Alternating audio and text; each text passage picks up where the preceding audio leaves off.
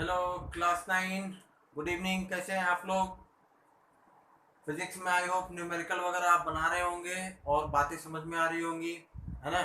तो आप अपने टॉपिक से संबंधित जो भी जैसे जैसे टॉपिक कवर होते जा रहा है उससे संबंधित जो भी न्यूमेरिकल वगैरह है, न्यूमेरिकल बनाते रहिएगा और अपने पोर्शन को कंप्लीट करते रहिएगा। देखिए, एक बहुत इंपॉर्टेंट बात है, न्यूमेरिकल्स को नेग्लेक्ट मत करिएगा। न्यूमेरिकल्स को नेग्लेक्ट करने पर आपको बहुत ज़्यादा खामियाजा भुगतना पड़ जाएगा उसका, है ना?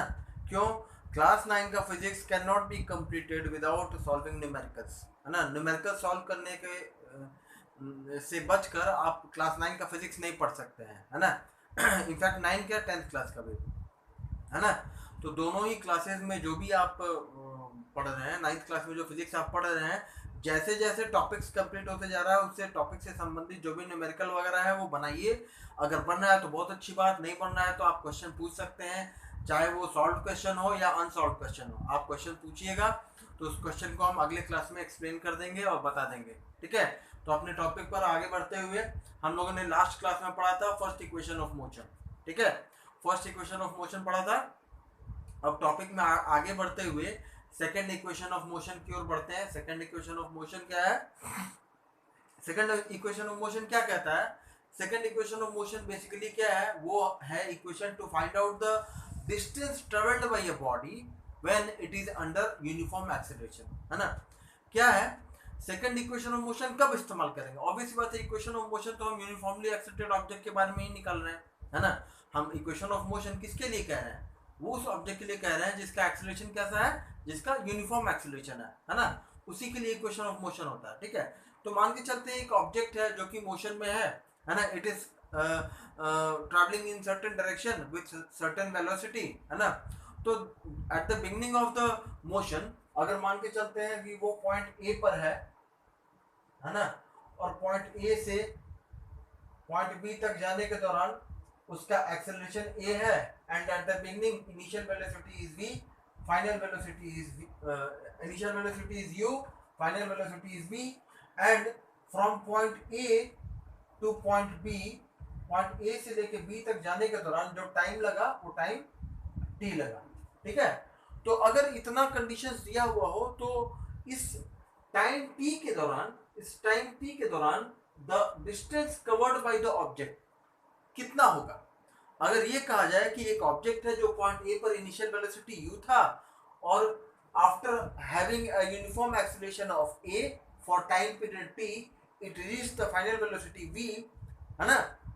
तो जो moving object initial velocity u पर था उसके ऊपर अप्लाइड एक्सेलरेशन a था, और ये एक्सेलरेशन कितनी देर तक लगाया गया? ये एक्सेलरेशन टाइम t तक लगाया गया। तो एक्सेलरेशन लगने पर वेलोसिटी ऑफ ऑब्जेक्ट बढ़ेगा, है ना? तो starting from initial velocity u, the object reaching at point b, it reached a final velocity of v। वो क्या हुआ? वो जो ऑब्जेक्ट है वो पॉइंट b पर पहुंचने तक वो कितना वेलोसिटी गेन कर लिया या कितना वेलोसिटी पर पहुंच गया? वो फाइनल वेलोसिटी v पर पहुंच गया। तो बोला इस पूरे जर्नी के दौरान वो जो मूविंग ऑब्जेक्ट वो सर्टेन डिस्टेंस भी कवर किया होगा। तो सेकंड इक्वेशन ऑफ मोशन क्या कहता है? सेकंड इक्वेशन ऑफ मोशन बताता है कि कोई एक मूविंग ऑब्जेक्ट है जिसका इनिशियल और फाइनल वेलोसिटी पता हो और उसके ऊपर applied acceleration for certain period of time t पता हो, then the distance covered by that moving object for time t in during time t, वो जो मूविंग ऑब्जेक्ट जिसके ऊपर एक्सेलरेशन a लगा हुआ था टाइम पीरियड t तक, इस पूरे जर्नी के दौरान वो कितना डिस्टेंस कवर किया होगा टाइम t में, वो कैलकुलेट किया जा सकता है ना? So starting from the basic concept of distance, speed distance time के बीच में क्या इक्वेशन है? What is the equation between speed distance and time? तो यहाँ पर हम स्पीड की बात इसलिए नहीं करेंगे, it is assume that the body is moving in a straight path in a certain direction, तो हम वेलोसिटी की बात करते हैं। तो डिस्टेंस, वेलोसिटी और टाइम को अगर कहें तो नॉर्मल कंसेप्ट क्या है? Distance is equal to, distance is equal to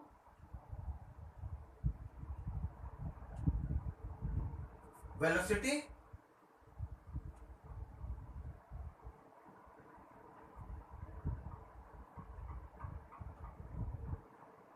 speed is equal to distance by time into time, ठीक है? इस इक्वेशन को यूज करके we can find out the distance, है ना? ये जो डिस्टेंस निकाल सकते हैं अगर वेलोसिटी और टाइम पता हो, है ना। तो ये हमारा बेसिक फॉर्मूला है to calculate the distance of a moving object with velocity v for a time t। अगर टाइम t तक कोई ऑब्जेक्ट का वेलोसिटी अगर पता हो तो उस टाइम t के दौरान कितना डिस्टेंस कवर कर रहा है मूविंग ऑब्जेक्ट, ये कैलकुलेट किया जा सकता है। बट यहाँ पर एक क्वेश्चन मार्क है, ये जो वेलोसिटी है ये एक एग्जैक्ट वेलोसिटी हमको पता नहीं है ना। क्यों? यूनिफॉर्म वेलोसिटी में मूविंग ऑब्जेक्ट नहीं है। क्यों? ऑब्जेक्ट जो है वो यूनिफॉर्म वेलोसिटी में तो नहीं है, वो यूनिफॉर्म एक्सीलरेशन में है। दैट मींस यूनिफॉर्म एक्सीलरेशन जब तक उस मूविंग ऑब्जेक्ट के ऊपर एक्सीलरेशन ए लग रहा था तब तक उसका वेलोसिटी कांस्टेंट तो नहीं था, उसका वेलोसिटी बढ़ेगा। क्यों? किसी भी एक ऑब्जेक्ट के ऊपर जब एक्सीलरेशन लगता है तो उसका वेलोसिटी इंक्रीज करता है ना। तभी तो इनिशियल वेलोसिटी u था और after applying acceleration a for time t the moving object reach the velocity from initial velocity u to final velocity v, है ना। जब उस मूविंग ऑब्जेक्ट के ऊपर एक्सीलरेशन लगाया गया टाइम t टाइम तक लगाया गया एक्सीलरेशन, तो उसका एक्सीलरेशन लगाने के दौरान जितने वक्त तक एक्सीलरेशन लगेगा उतने वक्त तक उसका वेलोसिटी बढ़ेगा। इसका मतलब इस पॉइंट ए से लेके बी तक के बीच में हमको एक यूनिफॉर्म वेलोसिटी पता नहीं है, क्योंकि उस दौरान यूनिफॉर्म वेलोसिटी है ही नहीं उसका। उस दौरान उसका वेलोसिटी इंक्रीज कर रहा है ना। वेलोसिटी जो है वो कांस्टेंट नहीं है, वेलोसिटी उस पूरे एक्सीलरेशन लगने के दौरान उसका वेलोसिटी बढ़ रहा है। तो एक कोई कांस्टेंट वेलोसिटी तो हमको पता नहीं है। तो आपको याद होगा हम लोगों ने पढ़ा था एवरेज वेलोसिटी। जब किसी जर्नी के दौरान हमको एक डेफिनेट क्वांटिटी ऑफ velocity नहीं पता हो, when the object is not moving with a constant velocity, then we can calculate the velocity during that journey by calculating average velocity, है ना। तो इस distance is equal to velocity into time के जगह पे average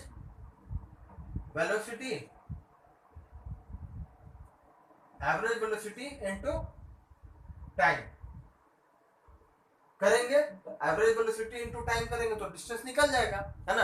अब आपसे कोई पूछेगा सर हमको कैसे पता चलेगा कि यहाँ पर एवरेज वेलोसिटी लेना था, हमको कैसे पता चलेगा कि एवरेज वेलोसिटी लेना था?